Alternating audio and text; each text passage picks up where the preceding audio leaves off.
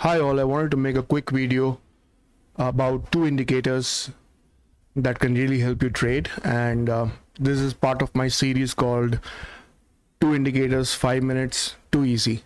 Alright, so before I begin, I would like to mention that this is an educational channel. All videos over here are only for the sake of education. Kindly read the disclaimer on the screen and in the description below. With that said, let's proceed. So as I said, I make these videos like 2 minutes, two indicators, 5 minutes, too easy. None of the indicators that I've told you in the past are bad. They're all good. It's just that some people for hobby collect stamps, some people collect coins. I like looking at indicators. All right, so I keep looking for new indicators that I find interesting. Once I find an interesting one, I share it with you. With that said, let's proceed. So today the indicators that we are going to use are one indicator you're going to be familiar with already, and we shall use one indicator which is new. So this is the indicator that we shall use, which is new.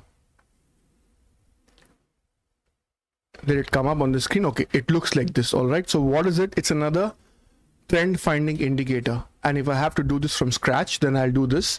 I'll go to indicators, I will search for TKP, and you'll get something called TKP T3 trend with PSAR bar color. All right, is by B Jorgum. So once you click on this, you'll get something like this on screen. Let it come up. So we are currently on the 5 minutes time frame, and we're looking at Nifty 50 spot chart. All right, now just to declutter this, what we will do is go to the settings, input, we will leave everything as it is. On the style settings, we will uncheck curl up, we will uncheck curl down, we will uncheck this trending SAR, up trending SAR, down trending SAR. Up and down trending SAR are nothing but parabolic SAR kind of a thing, so it just clutters the chart a little more. What we shall also do is we shall uncheck, we don't need two bars, right, to isolate a trend. One bar will do, so we shall uncheck the fast one. And bar color, we don't need to see bar colors, we like seeing natural colors, so we'll see it in natural colors. We don't want the fill, so we will take out the fill as well. And labels and prices, generally as I do, I'll uncheck that as well. So what do I leave on screen? Basically nothing apart from T3 slow. And now this T3 slow, what I'll do is I'll give it some very jazzy colors, very fluorescent green for going up, and maybe a purplish color for seeing down. I'll also thicken it a little so that it's a little more visible to me. I wear glasses, so I need to see a little more things that are brightened up there. That's all you need to do. There you go.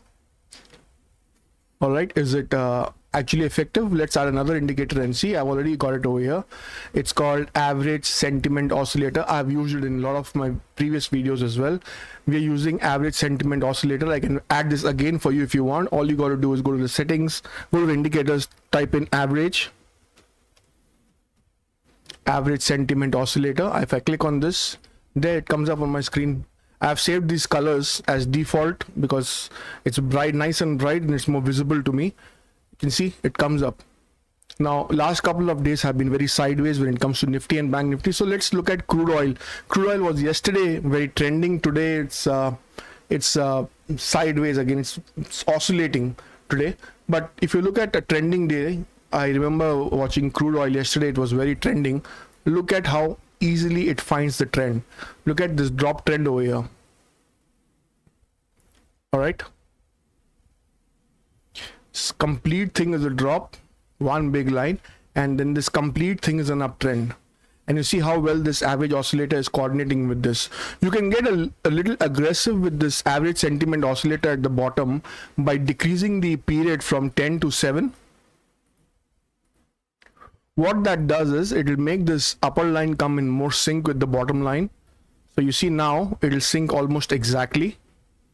All right, so you can try it out. I'm not suggesting you do it.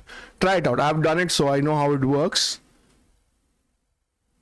Though I wouldn't recommend you doing it in Nifty, Bank Nifty, Fin Nifty, and Mid Cap, but try it out. Nothing wrong in trying. So is this a good sentiment oscillator, or are these two good to judge the trend in the market? Well, I would say so. I find nothing wrong with them. It is as good as any other indicator that I've found so far. You look at it, Nifty natural gas is trending today. So you see over here, it has turned purple over here, and from there natural gas has continuously been falling. And now since we have reduced the average sentiment oscillator to 7, you can see it perfectly is in sync with the top. The moment the green is turning in purple and there is a crossover over here at the bottom, let me just zoom in a little so that you can see they are perfectly in sync. See over here. All right, so on top we have a purple, at the bottom the red line is cutting into green, and there that trend is now continuously going and going and going. All right, so the day you find a trend, you should stick to that trend till these things are reversing. That's how you will make big money. All right, just stick to it till you find a reversal. Now also I would suggest, if you're new to it, don't make that average sentiment oscillator change to 7 because it gets a lot more aggressive. And I would also suggest not to take a trade unless there's an intersection. I'll give you an example of that, what I mean. If we look at Nifty today, and I'll take it back to 10 over here, because if I leave it on 7, you see there are a lot of intersections. All right, but if I take it to 10, which is the default setting, you see only this first intersection is valid for me, because here there's a nice trend. Here it's green on top, at the bottom also is green, but after that, the rest of the day there are no intersections. So I would have not traded for the remaining of the day. All right, so when we are beginning to use this average sentiment oscillator, always initiate a trend only when it intersects, and either the green is cutting the red and going above, or the red is cutting the green and going above.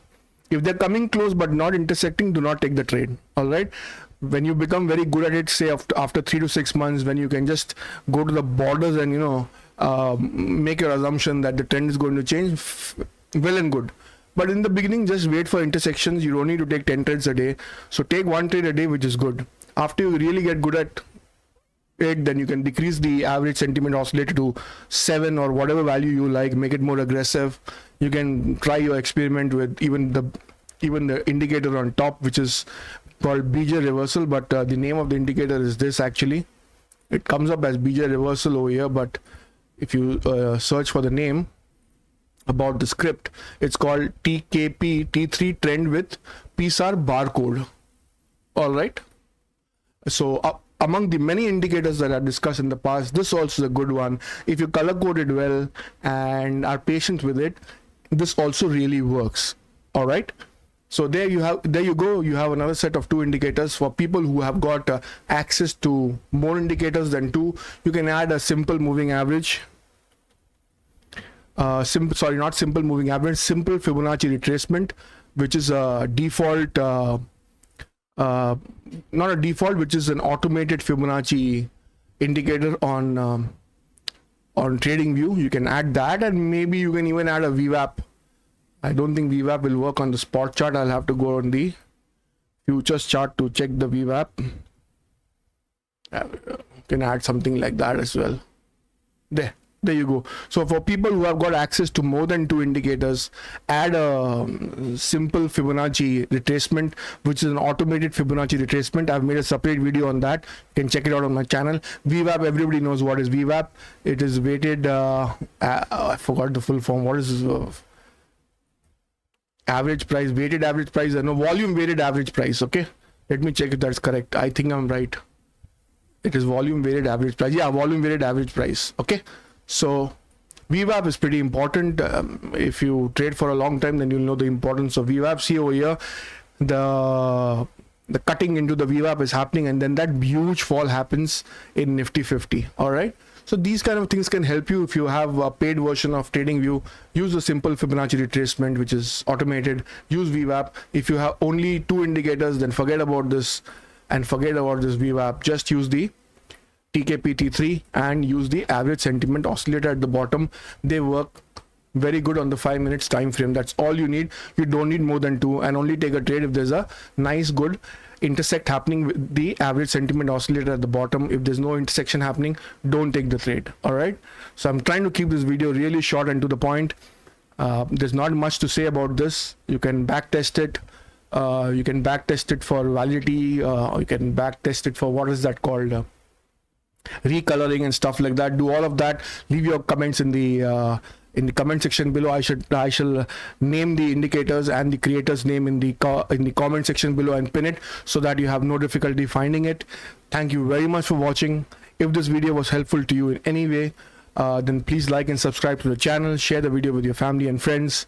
Also subscribe to our free Telegram channel. The link is given in all our videos in the description. Thank you very much for watching. Take care. Bye bye. Best of luck.